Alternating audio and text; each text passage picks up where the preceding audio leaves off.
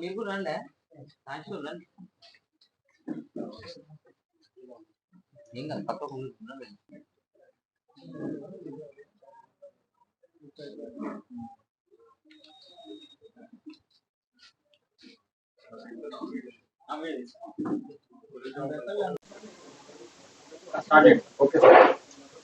ఈరోజు ఉదయం పూట పాల్వంచ రూరల్ ఎస్ఐ గారు తన సిబ్బందితో పాటు సోమలగూడెం విలేజ్ క్రాస్ రోడ్ వద్ద వెహికల్ చెకింగ్ చేస్తుండగా మోటార్ సైకిల్ పైన భద్రాచలం వైపు నుండి టువర్డ్స్ పాల్వంచ వైపు ఒక వ్యక్తి వచ్చాడు. పోలీస్ వాళ్ళని చూసి స్లో చేసి మళ్ళీ రిటర్న్ పారిపోవడానికి ప్రయత్నం చేస్తుంటే ఆ సిబ్బంది వేగంగా స్పందించి అతన్ని పట్టుకోవడం జరిగింది.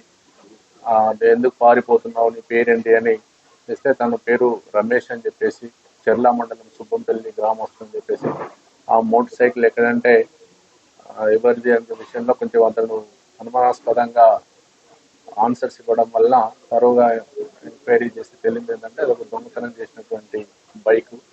అలాగే అతన్ని స్టేషన్ తీసుకొచ్చేసి ఇంకా ఎక్కడెక్కడ దొంగతనాలు చేసినామని అతన్ని అడిగితే భద్రాచలము, పాల్వంచ, కొత్తగూడెం, ఇల్లందు, మనుగురు ఈ ప్రాంతాలలో చేసినట్టు మొత్తము 18 బైక్స్ దొంగతనం చేసినట్టుగా తేలింది. ఇప్పుడు ఒక 6 బైక్స్ రికవర్ చేసినాం, మిగతావి కూడా రికవర్ చేస్తాము. ఇతన్ని కోర్టులో ప్రవేశపెట్టి పోలీస్ కస్టడీ తీసుకొని రిమైనింగ్ బైక్స్ రికవర్ చేయడం జరుగుతుంది. పట్టుకోవడంలో పాల్వంచ రూరల్ ఎస్ఐ వాళ్ళ టీం చాలా బాగా పనిచేస్తుంది, వారికి హృదయపూర్వక. అలాగే ఈ సుమారు ఇప్పుడు మేము రికవర్ చేసిన బైక్స్ విలువ సుమారు ఒక 5 లక్షల చిల్లర వరకు ఉండవచ్చు. వాళ్ళ టోటల్గా ఒక 10 lakhs చిల్లర వరకు కూడా వీటి వాల్యూ ఉంటుంది. ఒక్కడే అవును. అంటే ఇతను యాక్చువల్గా ఇంకా అమ్మలేదు, ఆ ప్రాసెస్లో ఉన్నాడు, అమ్మడం జరగలేదు. ఇతని దగ్గరే ఉన్నాయి, డిఫరెంట్ ప్లేసెస్లలో ఉన్నాయి.